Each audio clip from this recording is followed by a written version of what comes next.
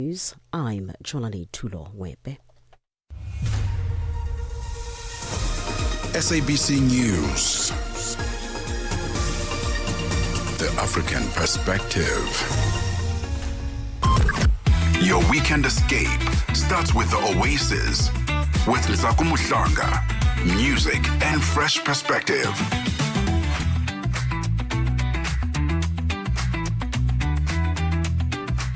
Just 6 wonderful minutes after 6 a.m. Central African time. Happy G20 Day. I'm wearing green because I want to attract wealth for our nation. For everyone who's going to be watching the G20, I'm attracting wealth on your behalf. My name is Nsaku Muhlanga and I'm going to be your girl today for the Oasis. And today is a bit of a special day, so we're going to be wrapping up at 8 a.m. to allow for the G20 summit to commence. And we're going to be broadcasting live to make sure that you get the best of the best of each and every single speaker that's going to be attending today.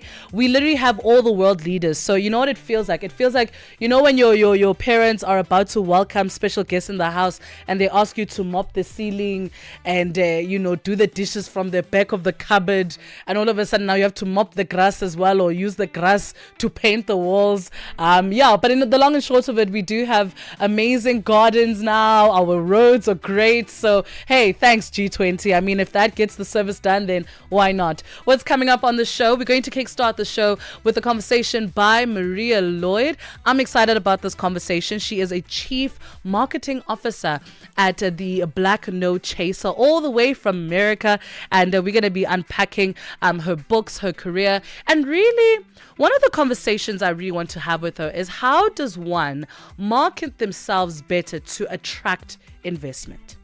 I think we're past the publicity chat. I think social media does that for us quite easily. But how do we do that to attract actual monetary value? How do you market yourself as a brand to attract monetary value, to attract the eyes of someone who can put money and prosperity into you?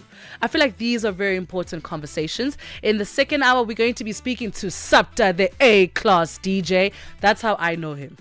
And I don't think I want to remove that name from him. Sapta, the A-class DJ. And you see how marketing and branding is so important now, because that's what I know him as, the A-class DJ. And he's released a new EP, and we're going to find a little bit more about what went into that beautiful body of work. Then we have a panel discussion a little bit later. We're going to be talking to some of the panelists who are going to be at the G20 and who also spoke at the G20 Social Summit this week. And we're going to find out a little bit more about how to prepare for the G20 and how it's going to benefit us.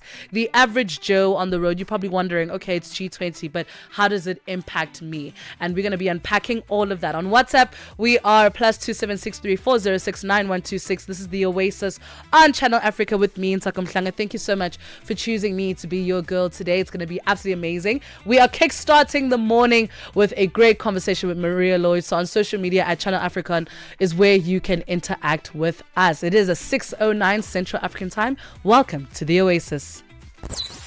9 to 12 midday Central African time. On the move with Palisa Tau and Benjamin Mushatama. Now, when you go to the hospital, there's medical attention that you need, and that's the only experience you're expecting to have. If you are a transgender person, sometimes those experiences can be marred by the demand of trying to understand your gender, your sexuality, and not particularly getting the assistance that you need. One time, I was sexually abused by someone who used to live next door to my house. So when I went to the police to report, I was in a weave, I was wearing a dress, and when I got there, the police person that helped me said to me, obviously we're gonna rape you because why do you walk around looking like trying to be a woman when you are a man? And after that, the person just walked scot-free. How do you deal with that? Because there's a double barrel abuse there. So it's not even double barrels, there's kind of multi-dimensional forms of abuse. I think one thing that I will tell you about trans people is we are strong, not because we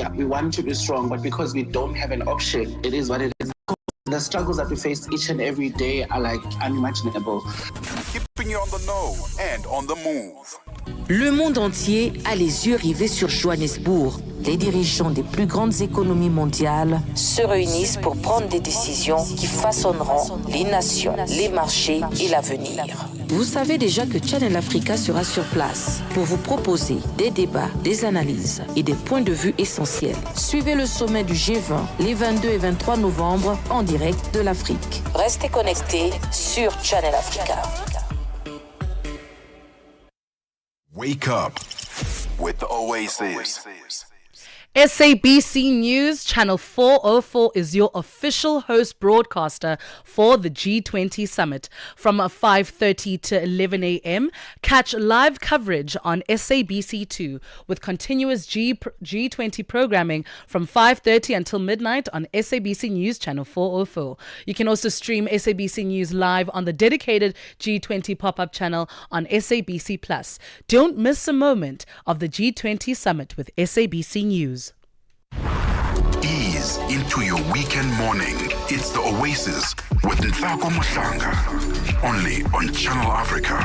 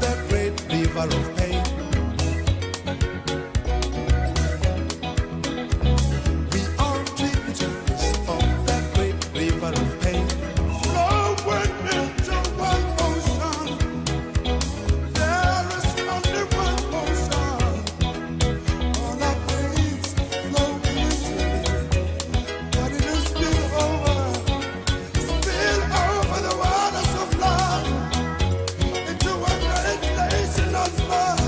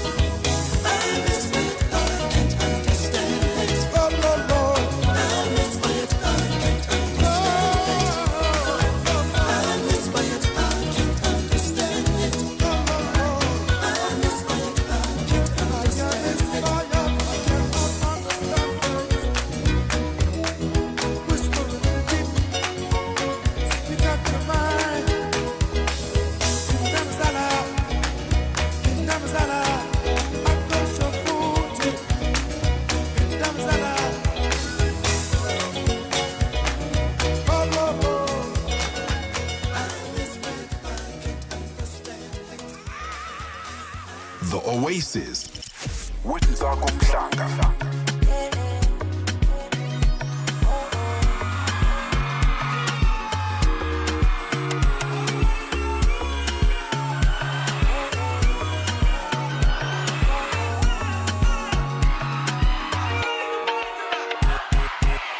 If a girl worry me, I delete her. Put her inside the bin bag. So why won't she be beater? She ordered a good man, but she got a bad man. She not feel live without social media. Stalking me with a Finsta, yeah. And she dey try make me a mister. Anybody got time for that time, you know? As you can see, you need plan B. Pregnancy is not for me. Tread carefully, rationally. No try put me for trouble, girl. She asking, boy, what are we? We better be what we have been. No stress me, no fast forward me. She want to tackle me with a dream booty. And I dey boy like JJ. I dey play home and away. And I dey give them gay. Me with a dream booty. And I dey bring my gay. Cause I dey give them gay. She want to dance with kukuruku. Next thing she wanted me to. If it is impromptu, she still coming through. She also gives emotional support too. These girls don't know what they want. Sometimes they want love, also want to do short time. You can't love me, you just they waste your time. Anybody got time for that time, you know? As you can see, you need plan B. Pregnancy is not for me. Tread carefully, rationally. No try put me for trouble, girl. She asking, boy, what are we? We better be what we have been. No stress me, no fast forward me. She want to tackle me with a dream booty. And I dey boy like JJ. I dey play home and away. And I dey give them gay. Me with a dream booty. And I dey bring my gay. Cause I dey give them gay. Give me with a dream booty. And I dey boy like JJ. I dey play home and away. And I dey give them gay. Me with a dribble JJ. And I dey bring my gay. Cause I dey give. It's a rugger coming through with JJ. Before that, Stimela with Whispers in the Deep. You know, as I was listening to the song, I could not believe how poetic it was. Like, I listened to the song at least twice a day, every day. And I could not actually fathom how truly poetic it was, or is. I'm not going to say was as if it's a song that was done in the past. It's still present and existing. 6:20 Central African Time. And guess what? SABC News Channel 404 is your official host broadcaster for the G20 Summit from 5:30 to 11 a.m. Catch live coverage on SABC2 with continuous G20 programming from 5:30 until midnight on the SABC News Channel 404. You can also stream SABC News live on the dedicated G20 pop-up channel on SABC Plus. Don't miss a moment of the G20 Summit with SABC News. Wake up with the Oasis. madapiri bazoshitika inogeka zingeni chihana lombiritsidwa kukhala wachiwiri kwa mtsogoleri wa dziko la Malawi pa mwambo omwe unachitika ku nyumba ya chifumu ya Sanjika mu mzinda wa Blantyre. Ndiye pano tili ndi olemekezeka a chihana. Takulandirani olemekezeka pano pa wireless ya Channel Africa pa Chinyanja Service. Malawi ayembekezere zotani kuchokera kwa inu ngati wachiwiri winaso kwa president wa dzikolo? Choyamba ngati vice president umagwira ntchito yopatsidwa ndi president imene yakuganizira. Ndiye malowozi athu atipatsa bwinobwino, koma ntchito yathu yayikulu ndi kuwathandiza president kuti masomphenya awo yakwanitsidwe. Pali zambiri zoti zichitike, nkhani ya njala mdziko muno, boma la udakali chimanga ndi china chomwe chili mdziko muno kuti tithandize ana families are affected. Chachiwiri kunali ma fuel shortages amene akanaliponso apo ndi apo, tionetsetse kuti pumps athu asakhale dry. zochitika pa nthawi ya 6 koloko kufikira 7 koloko madzulo, lolemba mpaka lachisanu ndi madapiri. Ease into your weekend morning. It's the Oasis with Nzako Mhlanga. Only on Channel Africa. 6:22 Central African Time, just 8 minutes before we kickstart our conversation with Maria Lloyd, who is the Chief Marketing Officer of a Black No Chaser. She is from she's African American, so we're gonna have fun today talking about that. So the reason why I feel like also it's important to position this conversation like this, right? I feel like you get to a point in your career where you kind of stop meandering and start putting monetary value behind who you are. I'm in a season in my life where I'm starting to get asked very interesting questions, and it's not that I don't have the answer, it's just they're all happening at the same time, right? When I got asked about the G20 Social Summit, there were people were speaking about value. And it's like the value conversation came up, right? You need to communicate the value of building a brand. And then even in the world of business, right? That's why I think G20 is so important to a lot of us, because if you're an entrepreneur, dude, you know that anything or any decision that's being made today affects how you operate. And if you don't know, then just think about the PESTEL model within the business school. And if not, baby girl and baby boy, just Google. Like, I promise you, Google what the PESTEL model is. It's essentially what your macro environment looks like. And today is the effect of the macro environment in which we operate in. Okay, so whatever decision is made there affects your business and how it navigates, especially if you operate within different industries. But in business as well, one thing that keeps coming up, and it's coming up more and more, is what is the value? And we're not talking about the value as in like the work that you do. And no, they're talking money. They're talking what is the monetary value behind what you're doing currently. Can you put a figure behind what you do? Can you actually put a number? If someone were to ask you, for example, Dooms, if someone were to be like, how much would you charge for me or for you to MC at a wedding, right? You would think, okay, this is how much I would charge based on a market related value, right? But what if that person was not looking for anything market related? They were looking for how much you value your own craft. That would be a little bit trickier to answer, right? Those are some of the questions that are coming up in my life right now. And it's good questions because, of course, we are now attracting the eyes of investors. And, there's big people sitting in very high places that are asking me these questions. And I'm like, oh, okay, wow, this is a very serious thing for a young girl like me. But it really causes you to take a step back and ask yourself about the monetary value of everything you do in your life. Are you just meandering through your career? Are you just kind of going about, you kind of receive instructions from people. You never really take charge of the work that you do.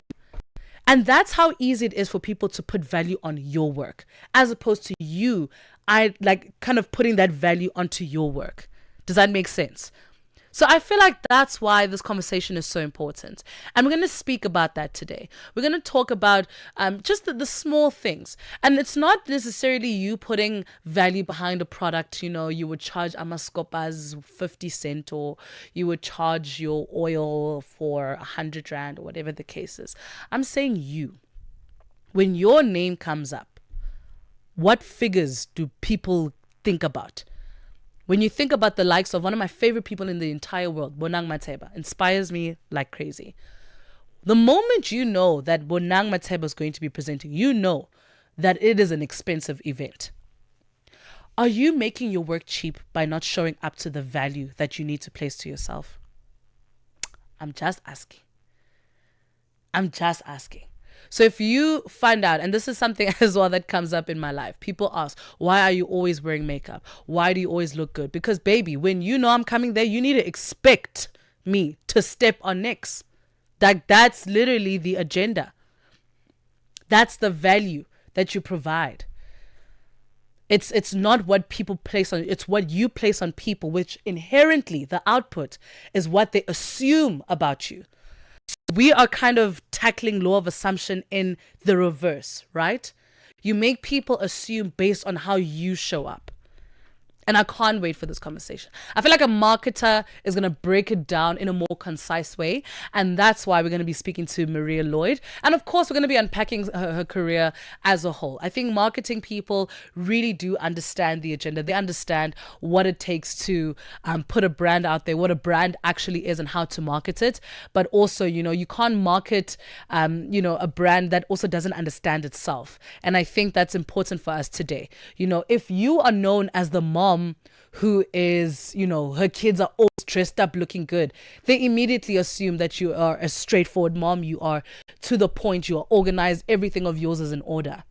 So how about we do that?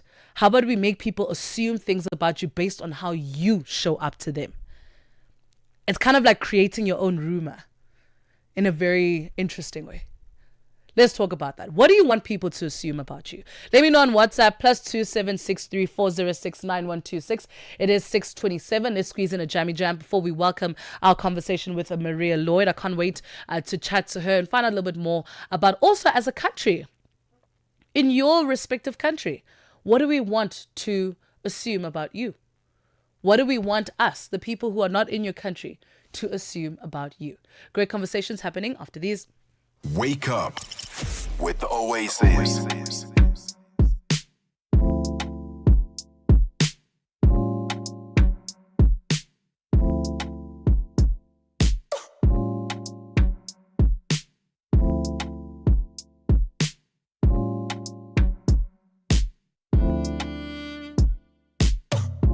Thought you all about me. Plenty missed calls, you forgot about me. I took a risk to follow my dreams. When I'm in the mini one, I'm feeling like being. I swear, you can have a baby by me. I've been trapping since 2014. You don't have to choose sides, play for my team. You don't want to tell me kilo twella codeine. That's why, hell feel a down, go twar. Kilo problematic, I'm the young Dwayne Card. Started off in the trap, now we in the cars. Hell lit, difficult, take it all fast. I'm a twag, I'm just gonna keep it one hand. And richer than me, when I want my hand. We can turn him to a leg though, if you want. Before you pop the crystal, Tomaga Savan. Kahobola 5 pop, Tamaga di ham. Manorega fenti, unana girihan. Twilega oregisa, hena montan. Right there, skull fake for my circular. I swear, you can never baby by me. I've been trapping since 2014. You don't have to choose sides, play for my team. You don't want to tell me kilo dwella codeine. Only you got something special there. It's just you and me together and forever, yeah. Monyana wang grafisha, se fatla go sa go sa ntawisha, yeah. Only you got something special, yeah. And if you don't, yeah, just call me down, yeah. It don't matter to me, I'll be right there. Say, if you down, yeah, just call me down, yeah. It don't matter to me, I'll be right there, yeah. I keep an angel around me. I can yagi POP, it's what I'm beat. I got real love for you, I see speed. Wow, but I'm a masala got no speed, I swear. What you heard about me? When I call you out the line, Twaga got need. I was really selling dope, Zanga got sniff. If a damn residue, Pumula Mamin, damn, you could be the mother of my kids. I remember closing eyes, first time we kiss. You know where I'm from, you can blink and get killed. One false move, God, it can get real. Mutwag, heaven lunch, chiga sonta. I'm sorry I couldn't be with you, Naguelonyak. Toxic, petene, cause you take a mark. Reciprocate, it's a regalo for taskis. I know everything is all about me. All about lean and all about weed. Hurts when you tell me, Kilo, what about me? James St. Press, you forgot about me. I swear, you can never baby by me. I've been trapping since 2014. You don't have to choose sides, play for my team. You don't want to tell me, Kilo, dwella codeine. 6:31 Central African Time is 25K featuring Marcus Hovey with Something Special, which is exactly what we have for you today. We are joined, and we're going to step into her world a little bit. Maria A. Lloyd, who's an award-winning entrepreneur, international speaker, marketing strategist, and chief marketing officer at Black with No Chaser, a global influencer brand reaching millions every month through authentic storytelling and cultural resonant content. Maria, do you remind me of a West Side Story, honey? Welcome to the show. Thank you so much. I'm really honored to be here. Thank you. So exciting to have you in South Africa. I'm hoping you're enjoying it. The weather's been misbehaving though, so I can't say that it's been hot.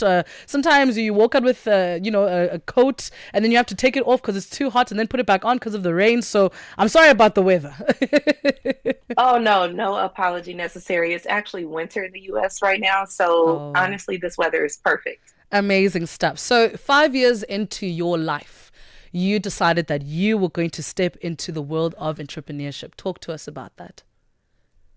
Yeah, so when I was in the US, we call it kindergarten, which is like the first level of school that you go into as a child. Mm-hmm. So when I was in kindergarten, what I would do is take some beads from a necklace and then just turn them into little puppy dogs and then sell them to my classmates for 25 cents. And so honestly, I don't even know where I got the idea at such a young age to sell the items because, of course, I could have just gifted them to my classmates. But yeah, I was making money. I made enough money to purchase candy after school. So yes, that's when my entrepreneurial journey started.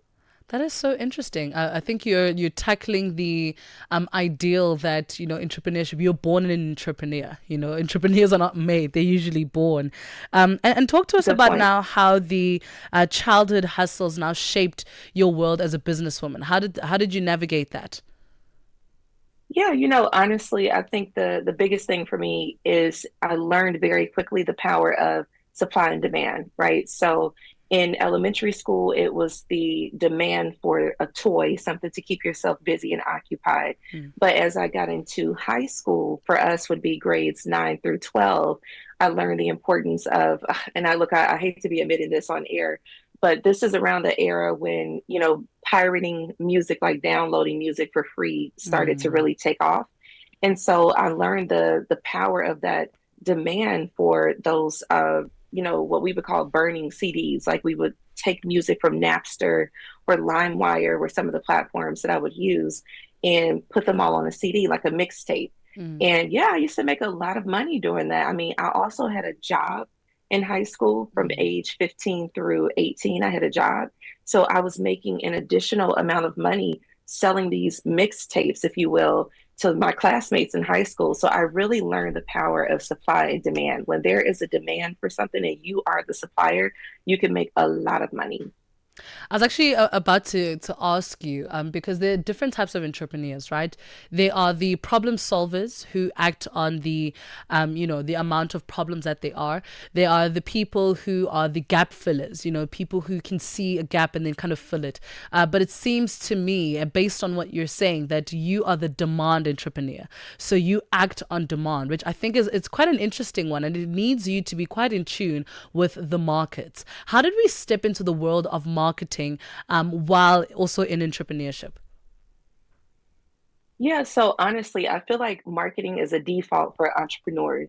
Like, even if an entrepreneur does not believe that they themselves are a marketer, it's just something you do by default, because marketing essentially is notifying a market that there is a solution to their problem. So again, I'll just use my examples of my entrepreneurial journey as a child.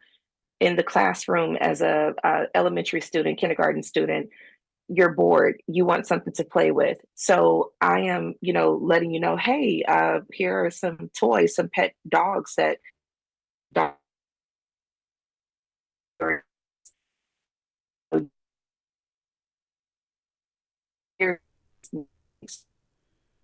necessarily. And I think there. I think let's allow for Maria to maybe just move around so that the network is great. But for now, let's take a quick break. It is 6:36 Central African Time. África. Conhece o Ntivani? Claro que sou eu. Ntivani é o amante da música de corpo e alma. Eu amo música africana. Ele aprecia todos os tipos de melodias e passa os seus dias a ouvir a Channel África. Adivinha só, a Channel África quer ajudar um Tivani e os amantes da música em todo o lado a descobrir ainda mais música incrível. Por isso, a Channel África está a convocar artistas africanos a submeterem as suas músicas. Músicos, lembrem-se de nos dar todas as informações relevantes no music@channelafrica.co.za. As submissões são a vossa oportunidade de ser ouvidos, mas não garantem inclusão na lista. Todas as submissões serão cuidadosamente analisadas para verificar se cumprem os requisitos da nossa estação. Canal África, a perspectiva africana. Wake up with the Oasis. 6:37 Central African Time. Welcome to the Oasis on Channel Africa. Thank you for choosing the African way to wake up, which I think it's quite a fantastic way to wake up considering we are hosting G20. So why not? We are joined back by Maria Lloyd, who is an award-winning entrepreneur, international speaker, marketing strategist, and chief marketing officer at Black with No Chase. Maria, are you back? Is the network, withholding their sabotage? I know, right? Yes, I am back. I'm sorry about that. Girl, don't worry. Let's blame technology, okay? If black women can do no wrong. Hey, I like that. You know, I always tell people the funny thing about technology is it only works when you don't need it. Right? We won't even go into that. So there was one particular book that was quite interesting to see. You penned down Words Are Wealth, right? And it captured 20 years of technique. And what's interesting is that it kind of balances what sounds good versus what sells in the industry. Talk to us about that book and, what are some of the lessons that we could learn from that? Yeah, like you mentioned, this is what I like to call a mind dump, if you will, of 20 years, more than 20 years of experience as a copywriter, which is another form of marketing. And so, one of the key lessons that people can take away from this book is that you literally anyone, you don't have to be a skilled copywriter. All of us have an innate ability to write copy that is conversion worthy. So, for example, if you wanted to invite your grandmother to a new restaurant and you know that she wants something that may be accessibility friendly. So if she doesn't feel comfortable walking upstairs, she can either take an elevator or she can walk up a ramp. She may want to go somewhere that doesn't really allow a bunch of small children, right? You would be able to ask her if she's interested in going with you to that restaurant by mentioning those things like, hey, grandma, by the way, it is an accessible venue. Now, if you wanted to go with your girls, let's say that there's a new restaurant and, they offer a really nice brunch menu and you know that your girls like their mimosas and they like a vibe, they like the music. Again, you would highlight those things, right? You would say to them, hey, it's a vibe, the music, there's a DJ there, the brunch menu is really good, it's something you would like.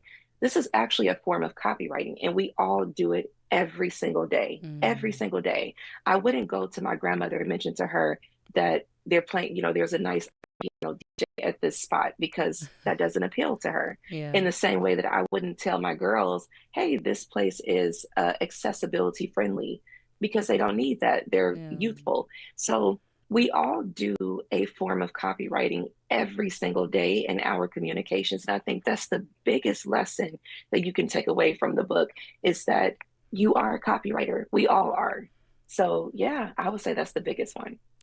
What are some of the mistakes that we're making with that? Especially with, and maybe you can even mention, some examples of the things that we do, even on social media and how we market ourselves and kind of copyright ourselves. What are some of the examples we make with, how we kind of communicate our brands and how we market ourselves out there that may sound good, but doesn't necessarily sell? You know what? I think not being your authentic self, right? So one of my areas of expertise is email marketing. And sometimes I'll work with a client and on social media, they're using profanity, they're using slang. And then all of a sudden, when we're doing an email marketing campaign, they're like, oh, no. Let's not use those words. And I'm like, so you want to show up as Albert Einstein via email, but you're showing up as, whoever you are on social media. And so I think that's the biggest thing is just remaining authentic across all channels, whether it's email, whether it's social, whether it's text message marketing, whatever channel that you're using to market yourself, be consistently authentic. You don't have to turn into some academic scholar on one channel and then again be your raw authentic self on another channel. Keep it consistent across the board. Your audience will truly appreciate that, and it helps them connect with you in a very meaningful way. So I think that's one of the biggest mistakes is people losing their authenticity because they think that their audience wants to hear something else. As you were speaking, I was just thinking about, the certain industries, and please correct me if I'm wrong, but there's certain industries where, do they welcome that authenticity, that the way that they claim? I mean, think about people who are in the education industry, some are more fun than others. People who are in finance, especially women. I feel like women are really at the receiving end of a lot of flack regarding that. We do show up as our authentic selves, but all of a sudden now we receive a lot of judgment and chastising in that process. How do we protect each other? Do we need to give each other more grace? I mean, how do we do that better? That's a really good question. Honestly, I believe it's all of the above. I think that we should protect each other. I do think that we should extend each other more grace. But I also am a believer that when you show up as your authentic self, you will attract your tribe. The people who resonate with what you're saying and what the sentiments that you're conveying, they are going to be attracted to you. So, for example, there is an influencer on Facebook who does HR related, human resources related content. And human resources, generally speaking, is a very stiff industry. It's, very like conservative and, oh, you can't say that, you can't do this. This woman is using profanity. She is breaking all the rules and she has millions and millions of followers, right? Because she has found her tribe. She has finally, in being her authentic self, she has found those people who realize how stuffy and silly some of these human resources expectations are. And she's like, no, we're human too. We use profanity and I can still be professional and use profanity. So I think that it does require a level of courage because, to your point, women in particular, I do believe we are judged way more harsher than, other men, for example, obviously. But I do think that, again, you'll find your tribe. Your tribe is going to find you as a result of you showing up as your authentic self. So, yeah, I believe it's all of the above. We do need to cut women more slack. We do need to protect and defend a woman when we see her showing up as her authentic self and breaking all of the rules. And then, yes, you do need to still show up as your authentic self because you are going to essentially call out the audience that really needs you. What do you think prompted that? Because when I remember Instagram, maybe like 5 years ago, it was all about perfection. It's all about showing up as your most perfect self. The filters were filtering, girl. We could not see a single blemish. But now all of a sudden we want that authenticity. What happened? What prompted this requirement or need, or rather demand for authenticity? Everyone started looking and sounding the same.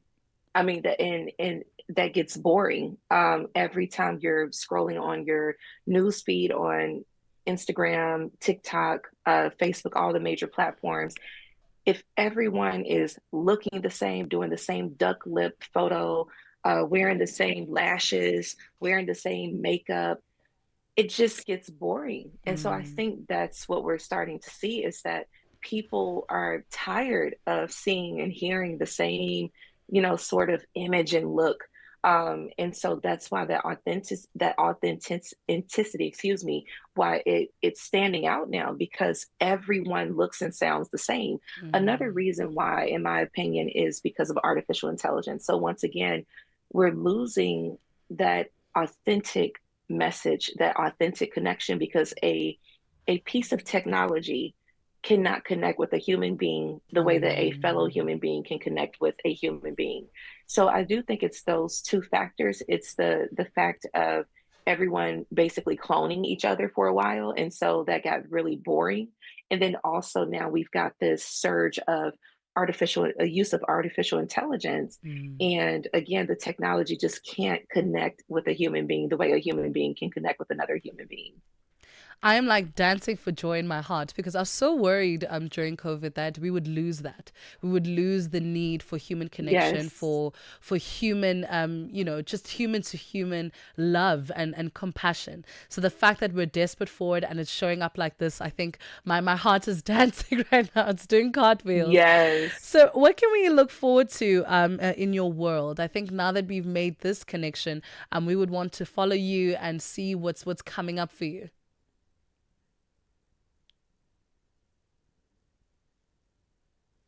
Maria. Right, we're going to give Maria a moment so that we can find out what's happening in her world.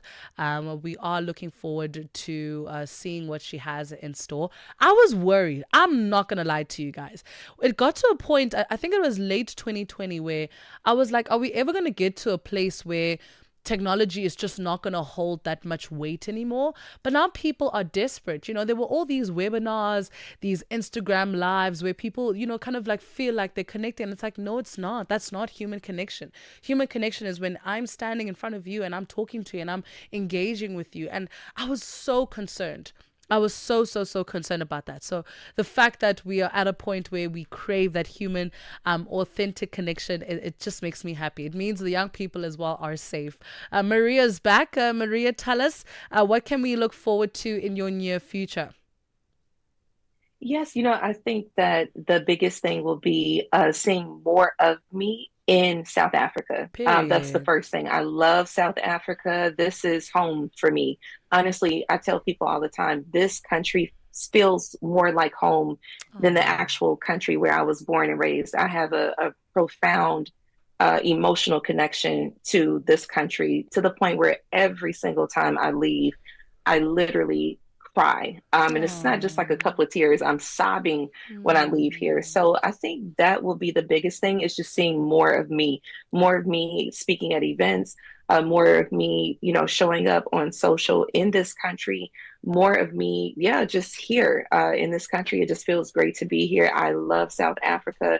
I love South Africans, and I am really looking forward to bringing the expertise and the experience and the knowledge that I have, acquired over the 20 plus years in the US over into this market, but then also learning new things too, because every market is not exactly the same, but there are some marketing fundamentals that I can bring over to whatever country I'm in. So that's what you can look forward to from me is more of me in this market.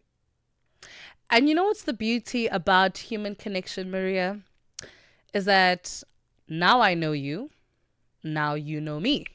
And I'm based in South Africa and I cook very well, meaning next time your gorgeous self lands here, I'm hosting you, darling. So do not leave without a nice brunch, a nice dinner, and let's build more connections. I can't wait to host you. Yes. Please pull up. And the fact that it feels like home is amazing. I think it really dives back into your African roots. You have no idea. You might have found that maybe your ancestral lineage is even from here. So that's probably why the sobbing takes place. But I really appreciate your time today.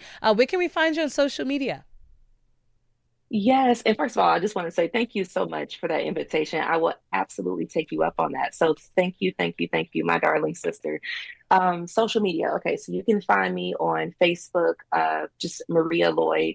And I have two pages there. So there's one that I'm active on pretty much every day. So that's the one to follow.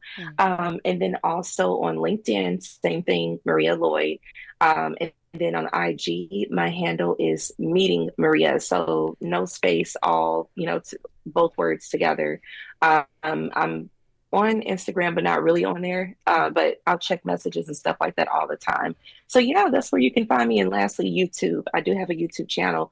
My handle there is Words Are Wealth, if I'm not mistaken. I think I changed it. So yeah, I think my handle on YouTube is Words Are Wealth. And I just want to shout out again, I love, love, love this country. I love South Africans. My most watched video on YouTube is a video I recorded when I was here in May, saying that I was bringing my talents to this country. So again, shout out to my South African people, my family, for showing so much love in the comments and encouraging me and saying like, welcome home and we want you here. I'm so humbled and honored to be here. And I cannot wait to make that permanent transition to this country. We're looking forward to it, darling. We can't wait to host you and have Amapiano forever. Yes. Thank you so much, Maria, for your time today. Thank you. We look forward to engaging you in the future. Perfect. Thank you so much. Awesome. It is a 6:51 Central African time. That was Maria Lloyd, who is an award-winning entrepreneur, international speaker, and the Chief Marketing Officer of Black with No Chaser. It's about 8 minutes before we hit the top of the hour. Guys, I know I'm going to break your heart right now because mine is breaking at the same time. But we're literally heading to the final hour. So today is G20 Day, meaning the broadcast is slightly shorter to accommodate the amazing happenings that side. But don't you worry. We're going to give you a sneak peek into what's possibly going to be taking place. We're going to have some of the speakers of the G20 in studio. I am so excited. I'm like geeking. Anyone who knows me knows I love conversations like this. So make sure you interact with us using the hashtag #TheOasis on @ChannelAfrica1 or on WhatsApp +2 763 406 9126. Conversations are happening, and Channel Africa is at the heart of them. We tell the African story with clarity, pride, and purpose, reaching audiences that matter to your brand. Partner with us and connect your business with listeners across borders in multiple languages and markets. For partnership opportunities, sponsorship, or sales, email us at partnership@channelafrica.co.za. Channel Africa, the African perspective. Wake up with the Oasis.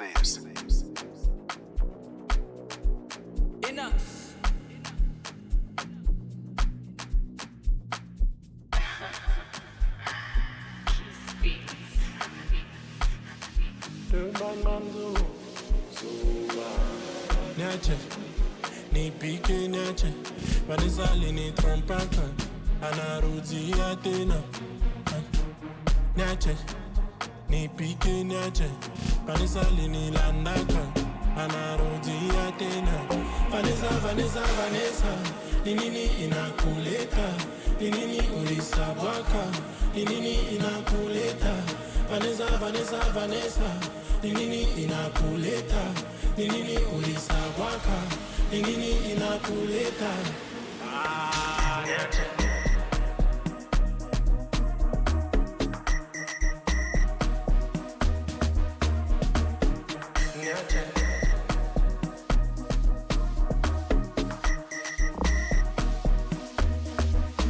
Oshininga bambongo, obimi singa yuma, oyoki singa soni, nini lisusu oye koluka. Vanessa we, ule ulienda kaingekuwa, bilinasa aungerudi kunililia. Mese kujali, I'm so busy with my new wifey. Mese kotake, I'm busy enjoying my life. Nikaduru, kanenda kanarudia. Nikaduru, kanenda kana. Vanessa, nini inakuleta, nini ulisabwaka, nini inakuleta. Vanessa, nini inakuleta, nini ulisabwaka, nini inakuleta.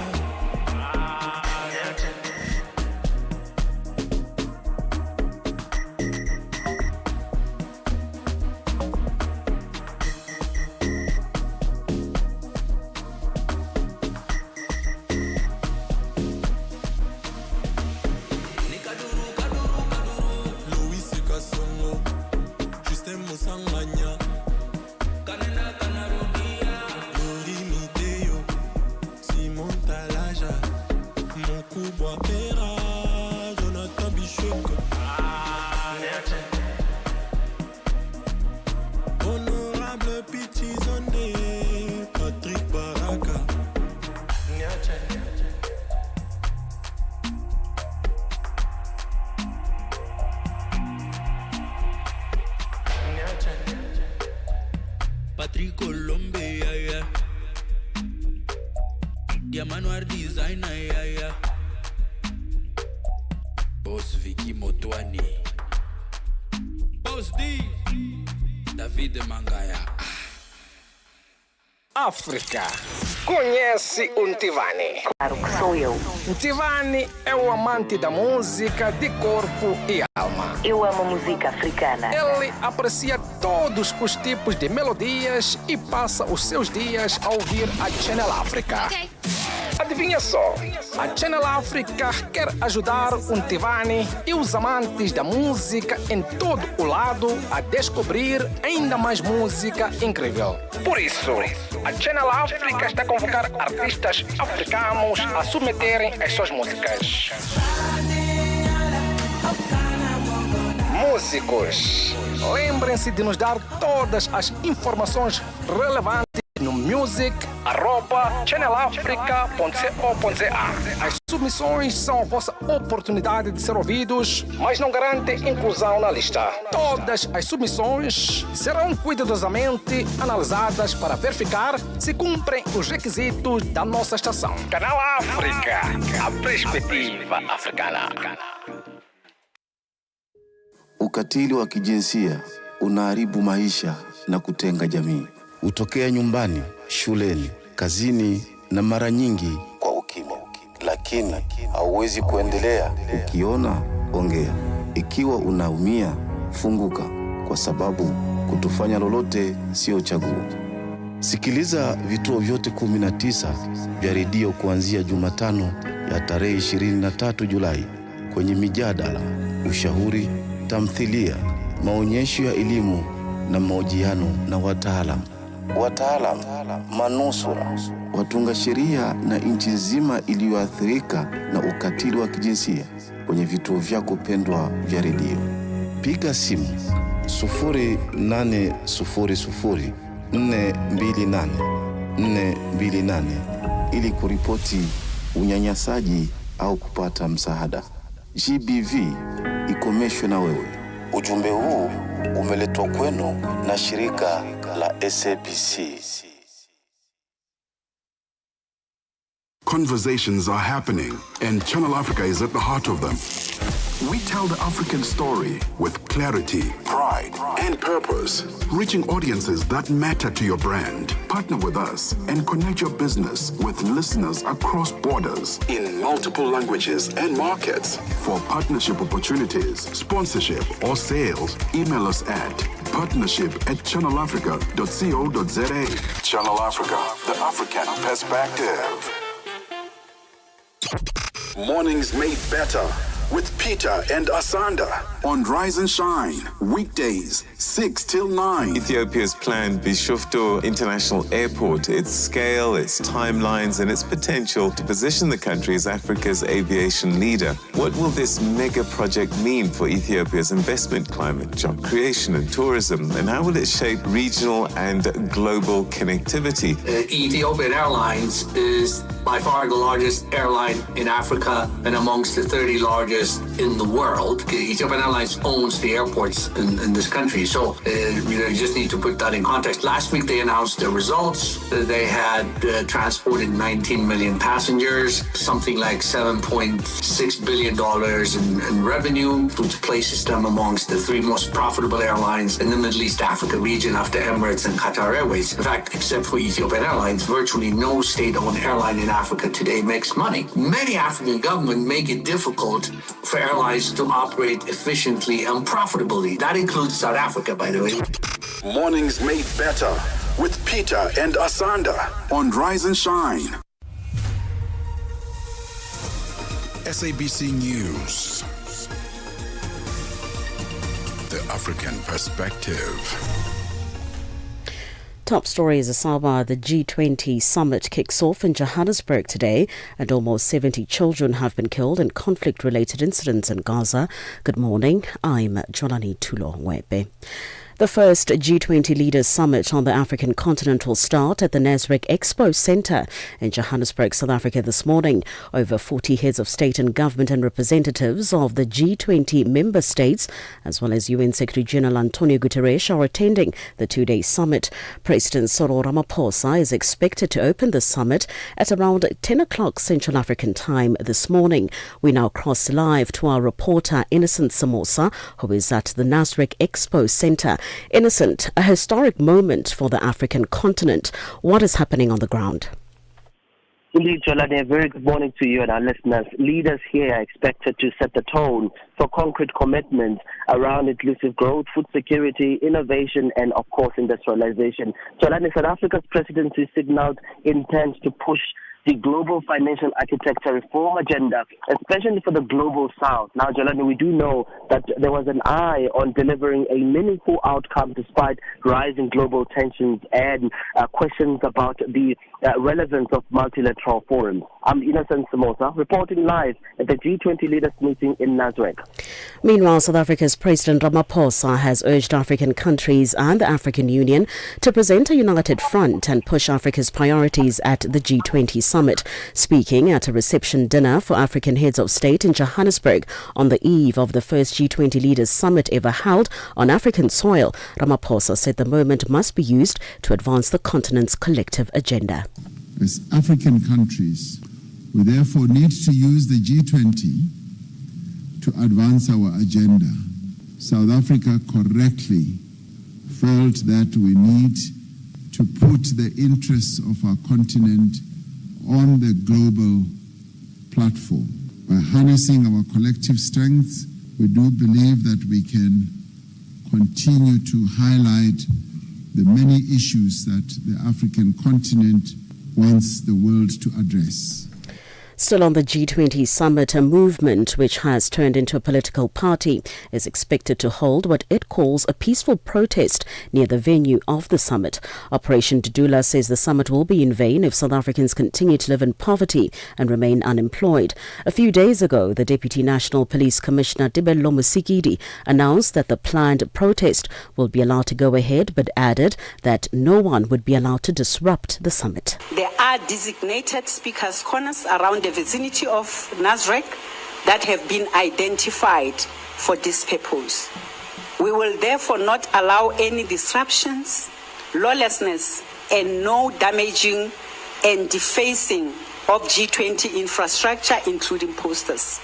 Ladies and gentlemen, all law enforcement agencies deployed to secure the event will enforce the law at all times and all areas of deployment, including routes used by delegates, the accommodation, and at this venue.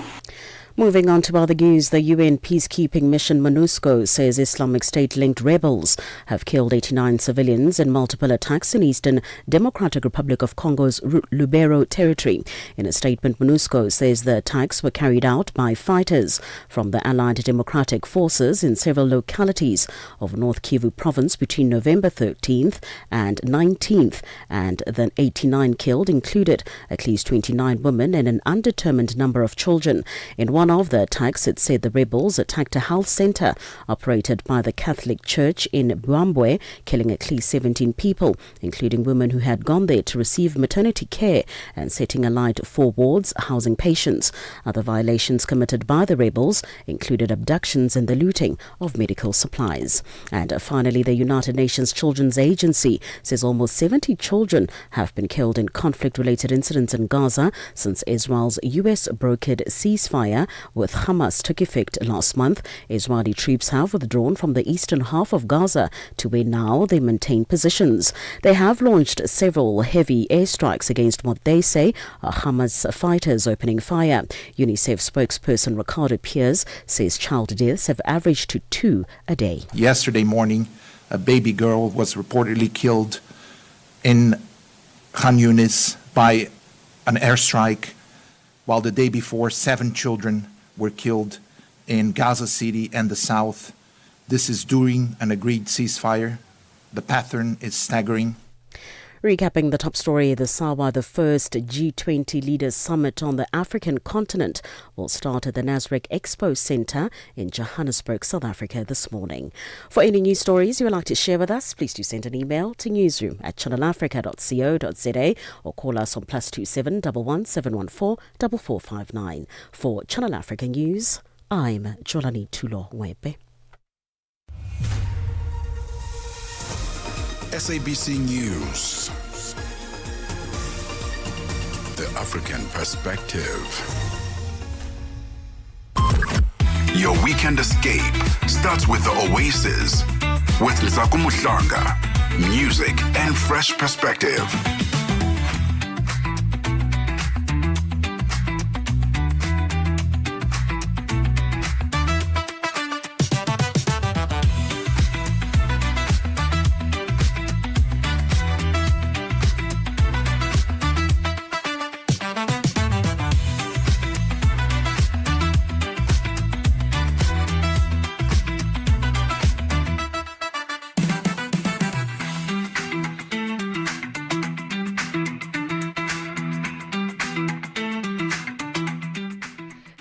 After 7 a.m., we're in the last stretch of the Oasis for this morning. I know we usually get some extra time, but we have to hand over to the heads of state of the world, darling. It is G20. I don't know. I think I'm a very festive person. I was raised to be someone who takes things very seriously. So whether it be birthdays, events, celebrations. So whenever you see something like G20 happening, you know, I would be the mayor who makes sure that everyone is wearing their uniform. The grass would be cut. There'd be a new rose bush. There would be, you know, the streets would be cleaned. Would be painting the streets. Because honestly, man, like, why not take it seriously? This is one of the biggest events to happen this year. In fact, not even one of. It is the biggest event to happen this year. Heads of state are going to be gathered talking about our future, talking about what it looks like. And if you're young, I'm in my 20s, and I'm a business owner and an aspiring legal professional. So this matters, okay? If you're going to make decisions about my future and the potential of my future, I need to be sat down. I need to know what you're trying to say to who about what policies are going to be changing, how you're going to make it easier for us to run our businesses. You know, for those who are struggling with jobs, you know, how are you going to empower businesses to contribute to that? One of the chats that was happening on social media was, you know, there was a thread that someone had started and they were like, the job crisis has gone down. Some of the, you know, the percentages of unemployment have gone down. And the reason for that was because of small businesses. So someone started a thread on Twitter that said, if you're a small business that is hiring people, you know, tell us how many people so that we can kind of celebrate you. And I realized I have 7 people on my payroll, guys. 7. Even, like 7 of anything. If you have 700 Rand right now, you're rich. It's Mampara week, so 7 of anything right now is a lot. And the fact that I pay 7 people every single month, I'm contributing to the economy somehow. So that's why days like these are very important, because how do I turn that 7 into 14, into 21, into 28 one day? And that's because of events like the G20. So it's important. And also, guys, just be in tune, man. Don't be those people where it's, you know, I don't really care about politics. You will switch me off. The moment you are someone like, I don't really care about these things, you know, it's just to my eye. Please, let's not converse, because you and I are not going to get along at all.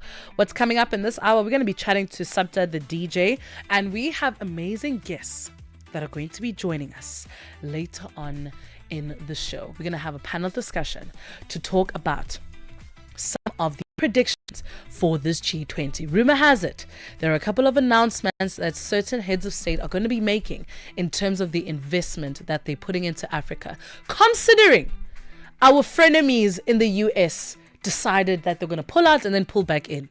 What I love is that in South Africa, with or without you, my baby, we will always have a party. 7:10 Central African Time. Welcome to the second and final hour of the Oasis with me, Nsaku Muhlanga.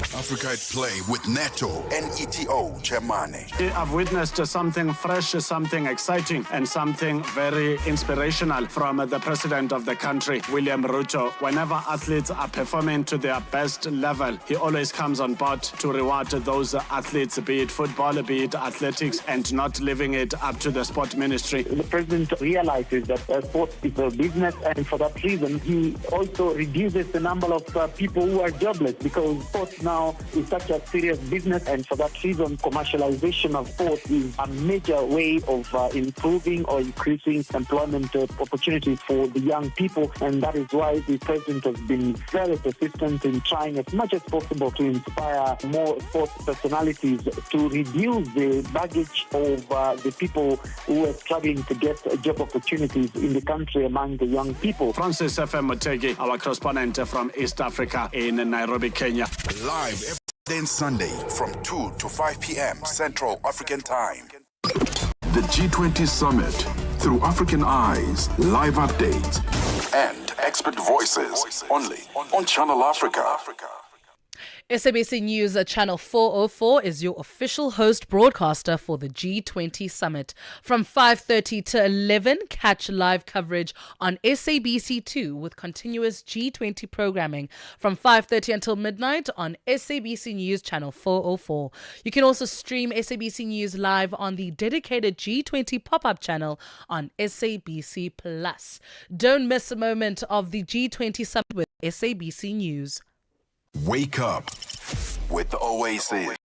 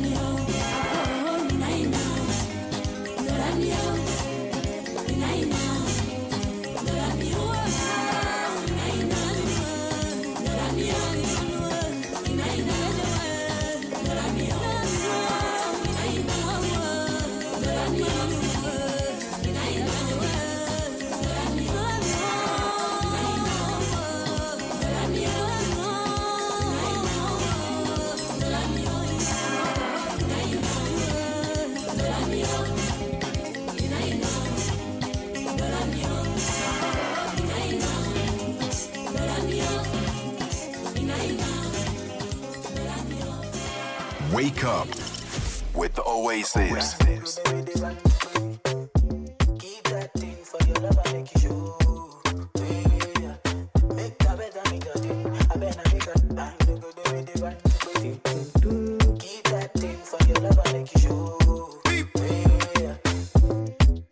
Why don't you bring it on my way?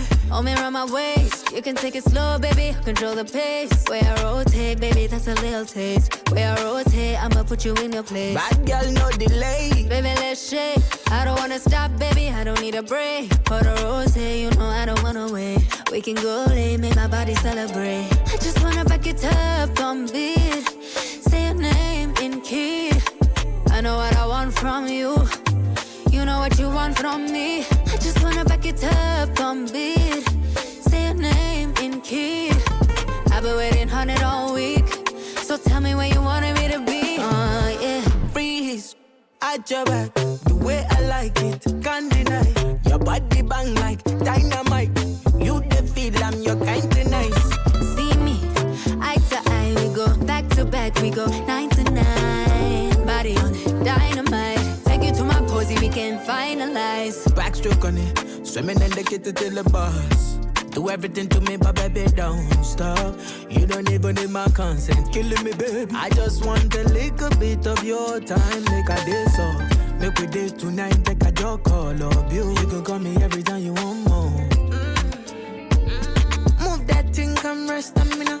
I get the kind of way, go make you bend for me now. All night, baby, all night. Bend your back, hold my hand. Now you done make a nigga fantasize.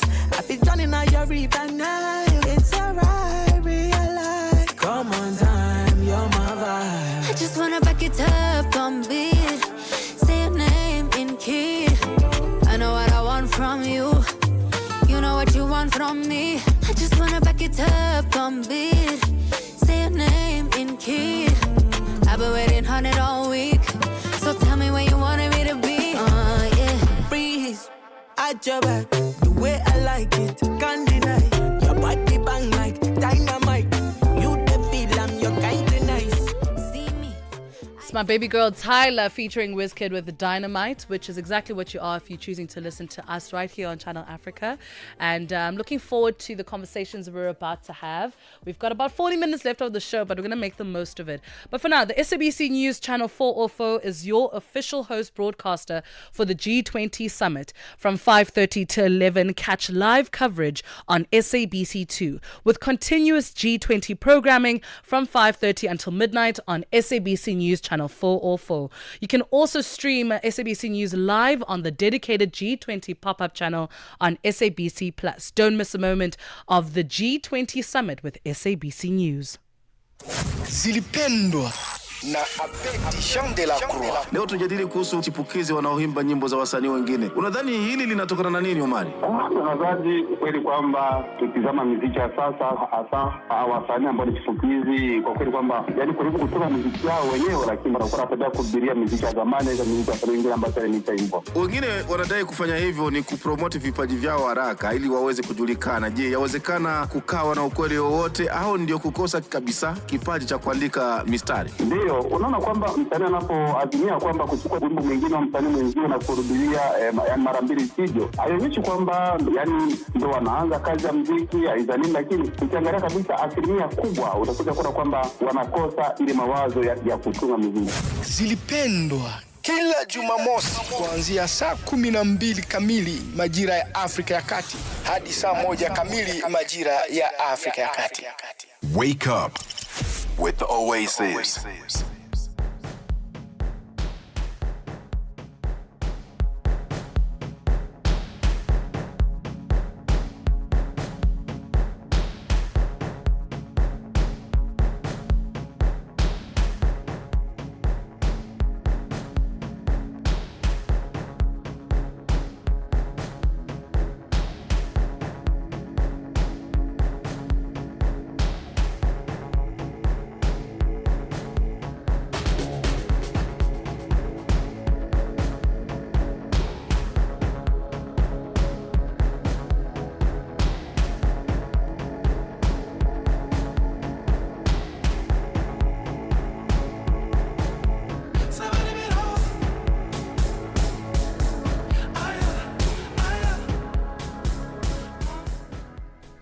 $7:22, it is a Sapta with featuring PKMZ on the Black and White EP.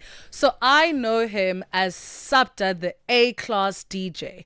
And, you know, maybe this time we can call him Sapta, the G-class DJ. Based on the car thing. It's a joke, guys. Sapta, good morning. Good morning, how are you? I'm good, how are you? I'm alright.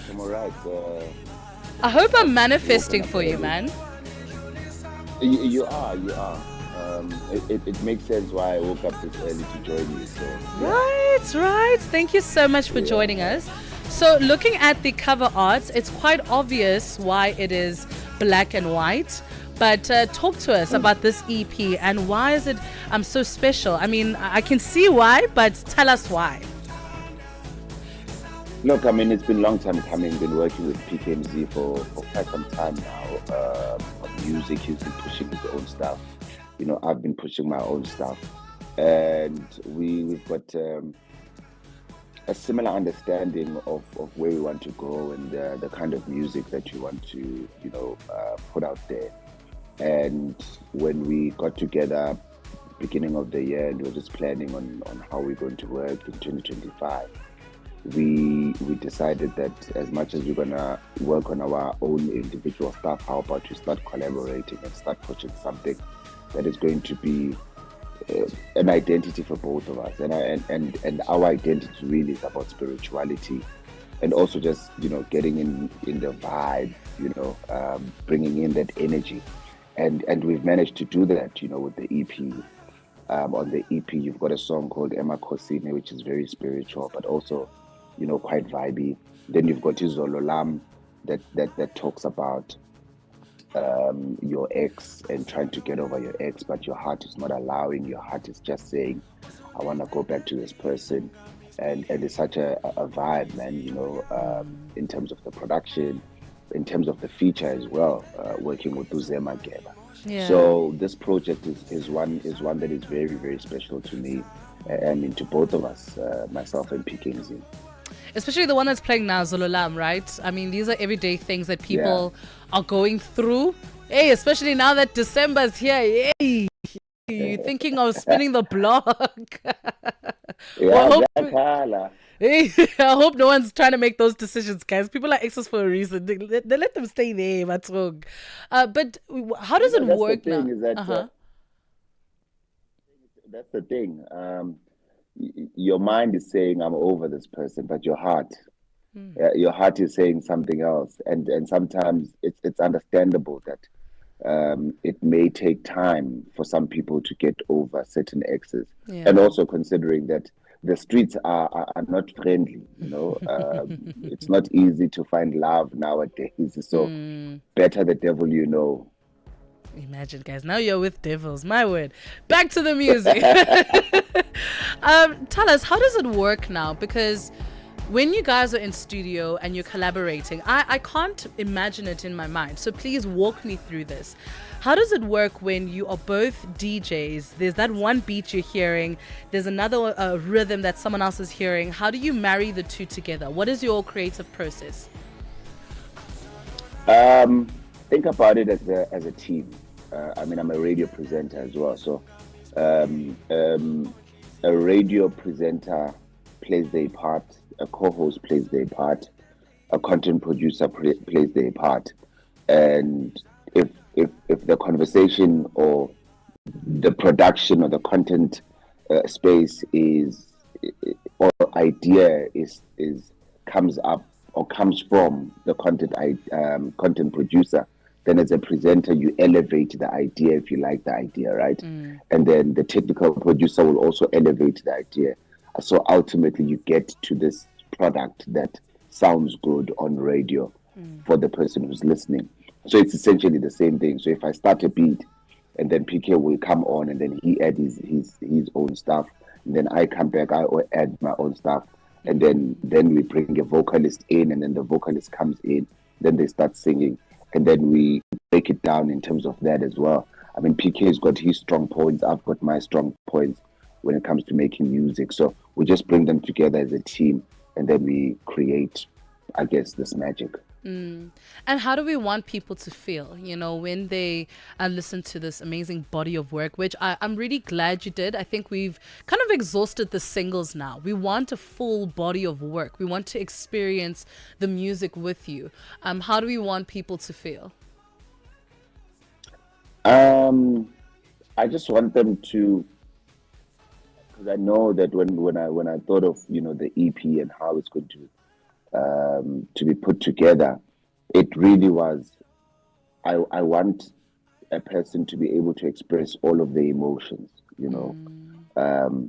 if you want to be in your room and be emotional and have a conversation with your ancestors, and think about what you're going through in life, and feel a sense of comfort, that you can listen to Emma Kosi, and then when you listen to Zololam, it's a totally different side of your life, but it's that one is more vibey, and then when you listen to Basadi Chelet, it speaks again to the streets and the narrative that's out there, that women want money, which it's something that's there.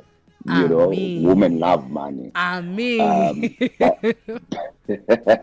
But it's also, a vibey song. And then you've got Monkey Shoulder that will take you through different emotions, whether you want to dance and get on the floor, or Ngumdo Tandi Scoop, you'll get a sense of that. Again, every time I put out a body of work, be it an EP or an album, I always try and balance it out. I like making music where people can listen to the music anywhere and everywhere. And I know that's difficult, but I try and get that going, purely because when you're in your room you can listen to my song. When you're at the club you can still want the same song or a different song. So the EP is well balanced. And what can we expect in the next couple of weeks? I know festive season is a particularly busy time for you guys. I can imagine also balancing the radio career as well. Like, hey, sleep is not your friend. Yeah, sleep is something else at this point. Yeah. There's a lot of gigs. I'm gigging literally throughout the festive season. And we're just going to push this EP. I think it's a beautiful body of work that still needs to be heard. I see a lot of people are dropping music. I dropped this in August already, so we're still pushing this, and it's being well received. Sometimes when you make timeless music, it takes time. People sometimes catch on a little bit late, and it requires you to do more for people to hear it. Of course. I think that's the focus. That's the focus for me right now, to push this black and white EP alongside PKMZ, and just do radio and just be on the streets. Music video is definitely coming up for Zololam, and then we're gonna start working on new music, for next year, that will drop beginning of the year. So I was right when I said Sabta the G-class DJ, because I mean, with all of that that's coming up, do we not think that you're gonna get there? I mean, really?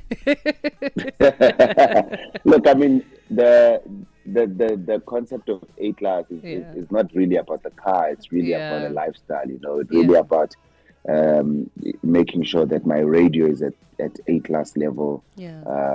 My music is at A-class level. My DJing is at A-class level, and just as a human being, you know, I'm at A-class level. It's really just a standard of life that I try and live by, and which a lot of my A-class family people, you know, understand. Yeah. So classicity G-class, in terms of your alphabet, it's there at the back, you know. Yeah. No, 1000%. I was just throwing some puns in there. But Sabta, thank you so much for joining us today. Thank you for also committing to releasing great music and a full body of work. I definitely think that that's missing right now. So we are gonna enjoy it. We're gonna have a beautiful festive season. Where can we follow you so that we can get your gig guide? Thank you so much. Thank you for having me. Didn't expect you know, this invite, and it really is an honor and a privilege to be here. You can catch me on Subta_DJ on all social media platforms. Subta_DJ, it's SUPTA_DJ. And you can check me out. Please go check out the brand new EP, Black and White. It's available on all streaming platforms. Listen as many times as you like. Connect as many times as you like. Take those videos, post those videos. I really would appreciate that. Thank you so much. Amazing stuff. Thank you so much to Sabta, the A-class DJ, for joining us this morning. Have a beautiful and blessed day, man.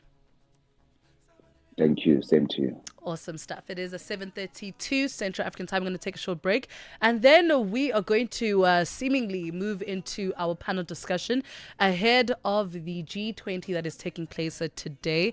This is the Oasis with me in Sakomhlanga. Thank you so much for tuning in and giving us your ear. Make sure on social media at Channel Africa 1 is where you're interacting with us. Also on WhatsApp, +2763 406 9126. Wake up with the Oasis.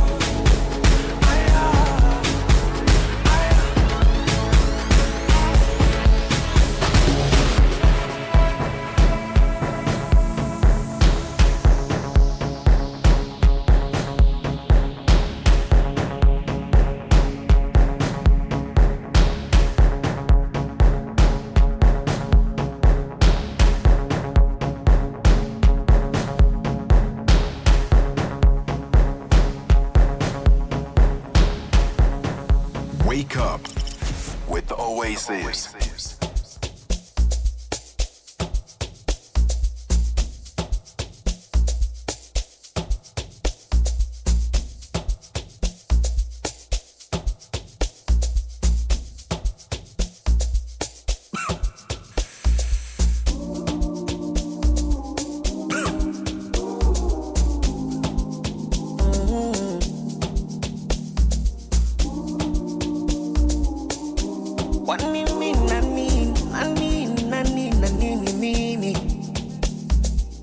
One day I used to call my mama to tell her that I'm falling low. And what she said, my mama, it's too early for you to fall in love. Mama, don't you worry, she's my glory, my one and only. Yeah, yeah. Mama, don't you worry, she's my glory, my one and only. Yeah, yeah. Baby, this love not for me.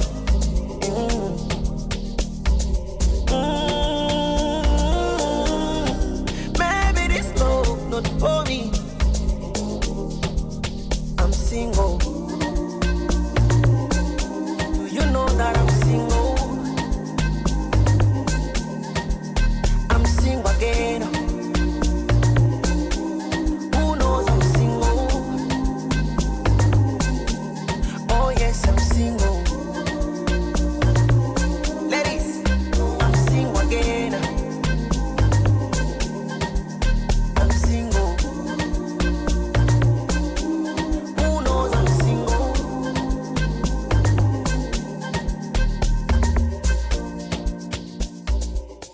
It is 7:38 Central African time right here on the Oasis. We've got 22 minutes to go before the top of the hour. I need to somehow find a way to squeeze in all of our discussions in that time. So I don't know if any of you guys watch football, but you know how before a match they have those pre-game interviews, and I felt it was important for us, especially as heads of departments, as people who are making a contribution into Africa, to kind of just take a step back and just chat about some of the predictions for this G20 and how it could impact our respective industries, right? We are joined in studio by Mthembeni Moyo, who's the head of Africa Practice, Mining and Construction Law at the NSDV. We've got Tamia Martin, who's an associate in Mining, Energy and Environmental Law at the NSDV. So everyone's from the NSDV, right? We've got Samantha Reneka, who is the Director of Construction Litigation and Dispute Resolution, and Lily, who joins us via Zoom, Lily Newpen, who's a co-founder and Director of Mining and Environmental Law at the NSDV. Guys, thank you so much for joining us. Waking up early is not fun, trust me, I know. So I'm very excited to have you. And I think for us it's very important to talk about Africa's role within the G20, considering you cover quite a number of the major conversations that are happening, whereas mining, energy, the environment. So let's just get into that. You know, how are we feeling about some of the global decision making or decisions that are going to be made today? Let me start with you. Great. So for me, Africa's seat at the G20 changes the infrastructure game. We're no longer just delivering projects, we're helping shape the global standards, dictate and govern them. This means stricter expectations around procurement, contracting and risk allocation. So for the construction sector, it really drives clearer contracts, cleaner governance, and concomitantly it drives down fewer disputes, which is a win for everybody. And when disputes do arise, at least we know that they're resolved within the frameworks that Africa has had a chance to help design. So what also happens with regards to G20 is it helps us no longer be the risk takers and the rule takers, but we now the rule makers. And that unlocks stronger, more resilient infrastructure around the continent. Very important that you're mentioning, especially with regards to the disputes. We know that the construction mafia has been running a number on a lot of people hijacking of buildings, and I feel like that also plays a very, very big role. Do you have a desired outcome regarding that? So obviously we want to keep the construction mafia at bay. It's hard when you have no control, but if you can get them around a table and they've got some input and they've got skin in the game too, I think that's where the conversation needs to start. Yeah. Yeah. And to me, you're an associate, which means now when it comes to licensing and due diligence works, what are some of the major compliance within the environmental sector that you want to be spoken about, especially within mining? So from my perspective, I think the main hurdles would be delays and clear regulatory frameworks. So what we see is that mining companies, they have issues with delays in obtaining environmental authorizations, water use licenses, and land approvals. And coupled with your basically community engagements, community expectations, which aren't an issue in itself, but when those projects aren't coordinated, then that can cause the delays and slow down projects. And where there are delays, investors wait. So I think those are the main concerns. Does this affect our everyday life? I mean, it's the environment, so one would want to immediately separate themselves because of the fact that it's a regulation and compliance. People don't feel necessarily resonant with that. How does it affect our day to day? It definitely does. I mean, we have to get environmental authorizations to do our daily things, for mining companies especially. So that in itself inadvertently affects individuals. You just wouldn't naturally see it. Yeah. And Tembeni, coming to you, especially with the critical minerals being at the center of global geopolitics and the green transition, what are some of the roles that African countries could play in shaping the agenda under these structures at the G20? Yeah, I think it's quite fortuitous that the G20s, the presidency of the G20 is in Africa. At the same time, there's extremely high demand for Africa's critical minerals. So it's quite nice because you've got this geopolitical tension between the East and the West. You've got Africa somehow caught in the middle of that geopolitical tension. And then you've got a demand for these minerals. So maybe just to take a step back for your listeners, to give them context of why these critical minerals are so important and why they're called critical. They're important because they are used for very important industries. Defense industries, as you mentioned, also the green energy transition, so renewable energy industries as well. And then and modern warfare. Modern warfare is no longer about whether you can put 1 million soldiers on the battlefield. It's now about high-tech things like drones and missile defense systems and bomb defense systems and anti-aircraft defense systems. So those high-tech defense industries need a lot of critical minerals. Now, the second thing about critical minerals is who has the supply chain of these critical minerals. Traditionally, it used to be that Africa pumped for the past 20 years or so, pumped a lot of investment into Africa's critical minerals, so they secured the supply chain. The United States and the EU nations didn't necessarily have enough of that supply chain. And hence, Africa is now in the middle of this tension because now the USA and the EU is trying to gain a foothold back into those supply chains. The advantage of the EU is that they have got historical connections to Africa through their former colonial relationships. So even if you, for example, high-ranking officials from the United States didn't come to the G20 summit, but the EU came in full force and has been involved in the B20 discussions for the whole year. So they understand the importance of Africa, its policy making under the G20, and also its critical minerals. So I'm very excited. And you said at the start of your show, what's your prediction? What's your scoreline prediction?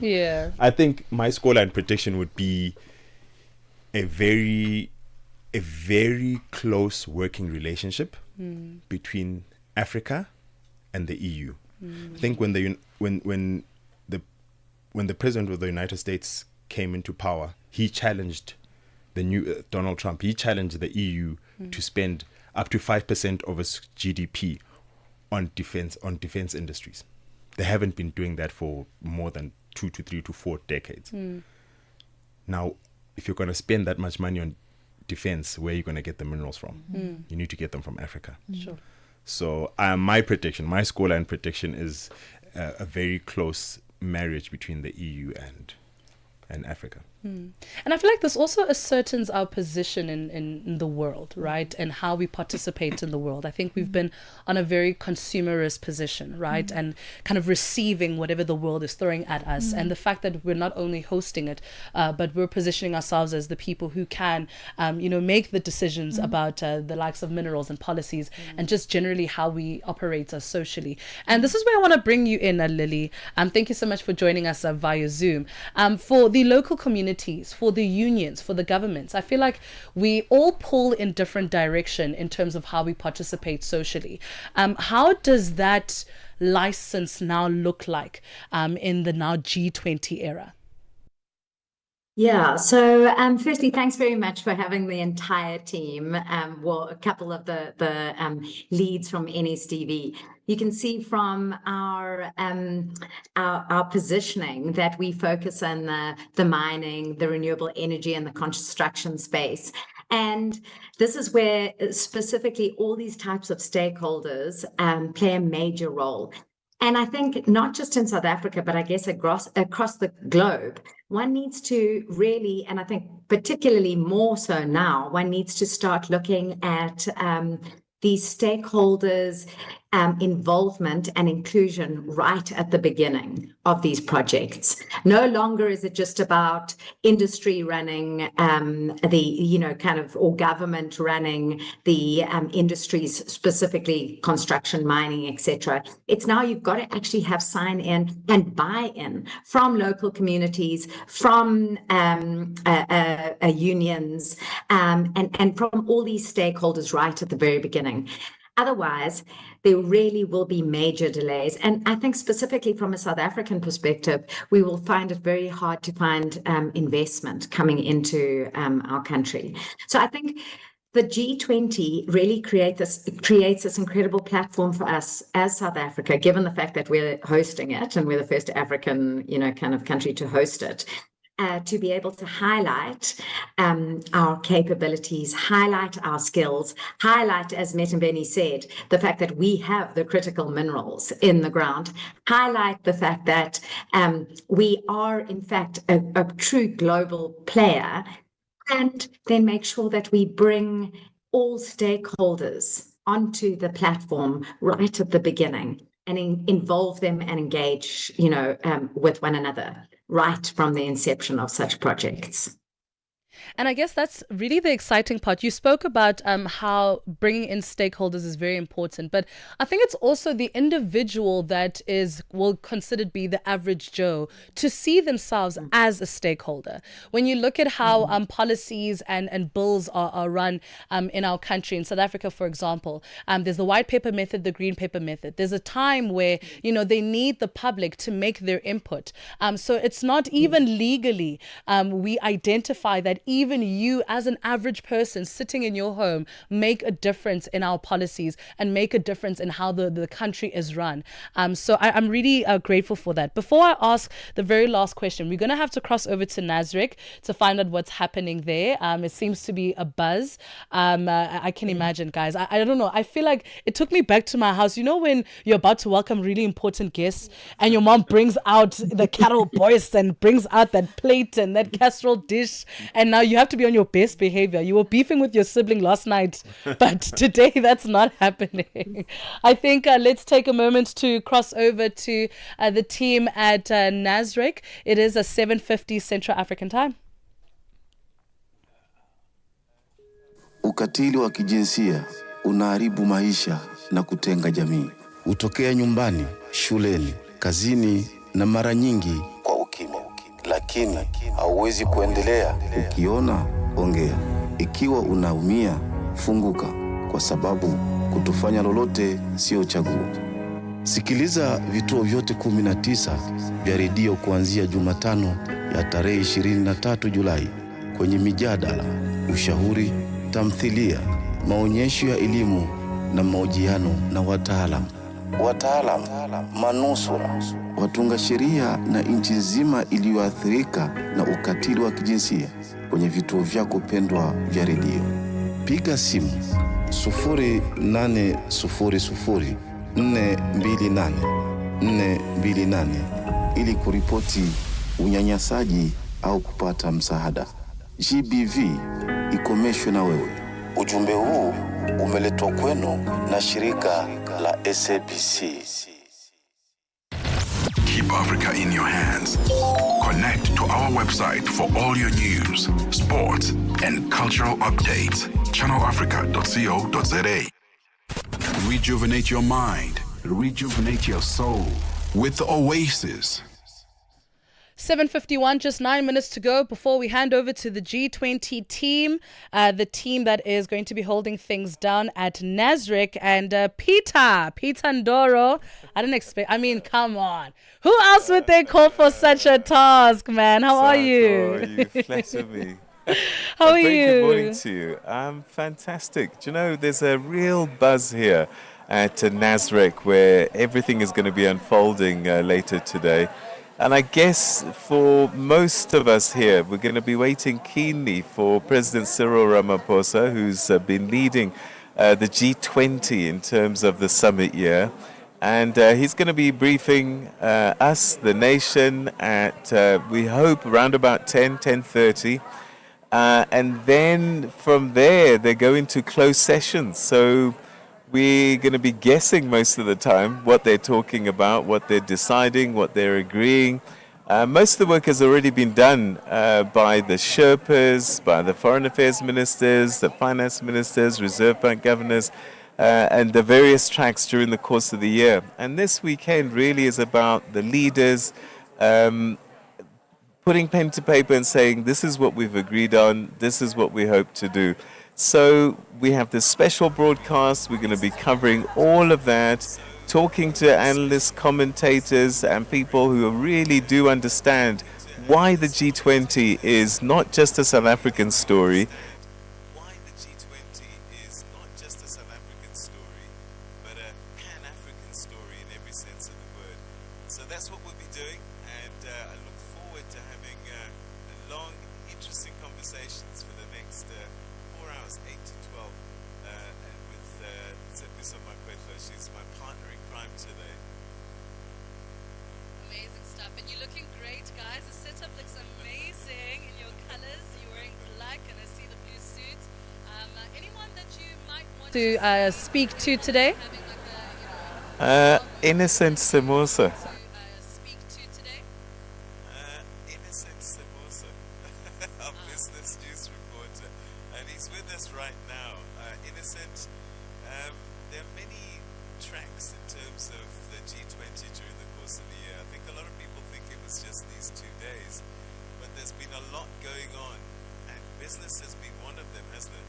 Indeed, Peter. Very good morning to our listeners around the world. Indeed, I mean, we've had more than 100 meetings from the civil society groups, from the banks, from the Y20 youth, Women 20. So we had really significant amount of meetings. But like you rightly indicated, the work started in December, and right now it's more like a ceremonial, with the photo ops and all of that. But it has, for me, it has been a success. And of course, the finance side of things has been at the center of this G20. All right, so there you have it, Nsako. So much to discuss, so much to unpack in various areas, including things like sustainability, you name it. Everything that's important to the continent will be unpacking during the course of the next Be great. Thank you so much for representing us so greatly. Just 5 minutes to go before we head to the top of the hour and cross over to them. They're excited already. I'm looking at the live stream right now, guys. It's really buzzy. Like, if anyone has any sensory, I think I would be overwhelmed already. To my amazing panelists, in a minute, what is the single most important policy reform South Africa needs to push at G20 so that tables to unlock meaningful investment could take place and could turn? Above all else, I think we need regulatory certainty. The moment we have that, we're winning. Investors can take risk, but they can't take unpredictability. We need clear, transparent, and consistently applied processes, from licensing and environmental regulations and approvals to procurement and project implementation. Because the thing is, policy says one thing, but practice delivers another. So we need that regulatory certainty. And the moment we can get that right, all of our projects, especially our infrastructure, becomes bankable, buildable, and worth backing. And I think that that's where the reform lies, and that's where we need to be unlocking.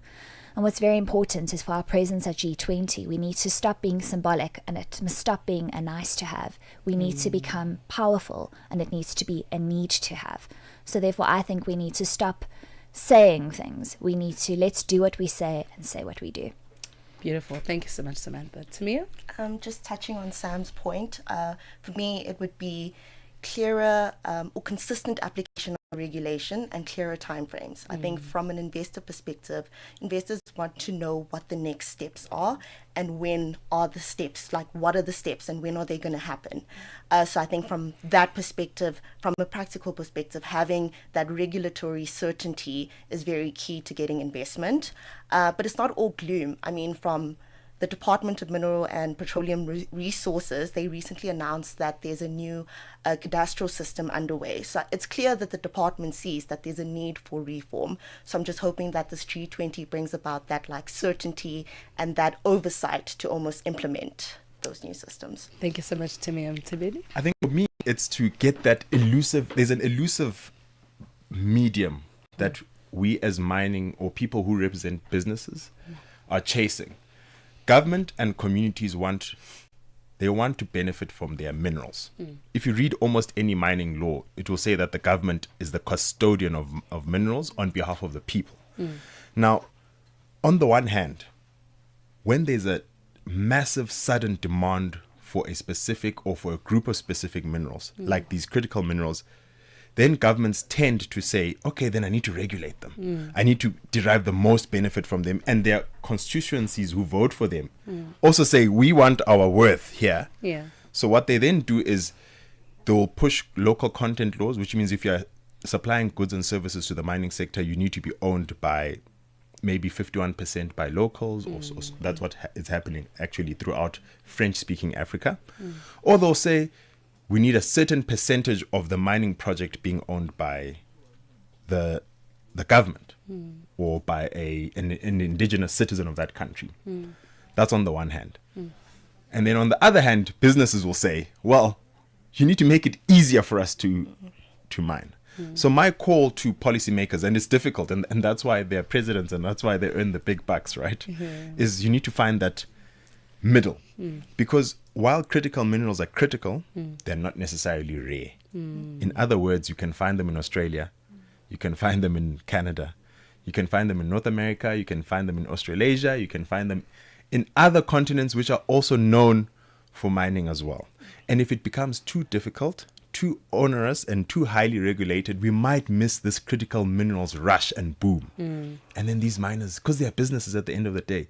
Yes, we want local beneficiation. Yes, we want local content. Yes, we want local ownership, but it must be within reason so that it's economically viable for these mines to mine.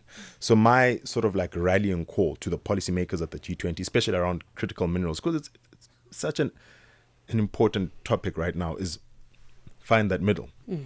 Don't make it too difficult to mine, but also make sure that the people benefit from the minerals. I'll give one last example. Sorry to take your time. The biggest iron ore deposit in the world, which was discovered in Simandou in Guinea, took about 30 years to develop. And in order to develop it, they had to build a railway line to the port. So it's very difficult to get minerals out of the ground into the market. Sometimes it takes 10, 15, 20, 30 years even. So it's just to give perspective to your listeners that, yes, we want to benefit from these minerals, but to make sure the guys who are going to put billions and billions of dollars into these projects over a very long space of time has, as my colleague says, have regulatory certainty, but also have economic viability. Thank you so much, Timeni. And Lily, in 30 seconds, what is the single most important policy reform South Africa needs to push at the G20?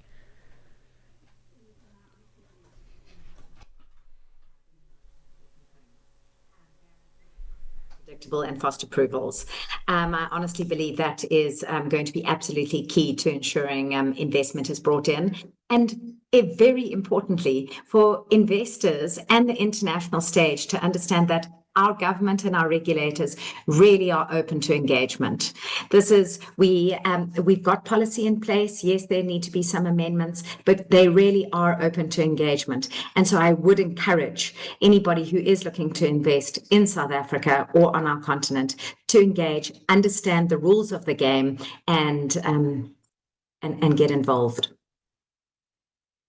Stuff. Thank you so much. You guys put the G in G20, and I'm looking forward to seeing the work that you do. And unfortunately, we've run out of time, but just like that, we've wrapped up the show. Thank you so much to you guys, to the guests that we've had today. Happy G20 Day from me, Nsako Mhlanga. It's been an absolute pleasure. Have a beautiful and blessed day ahead. Goodbye. SABC News.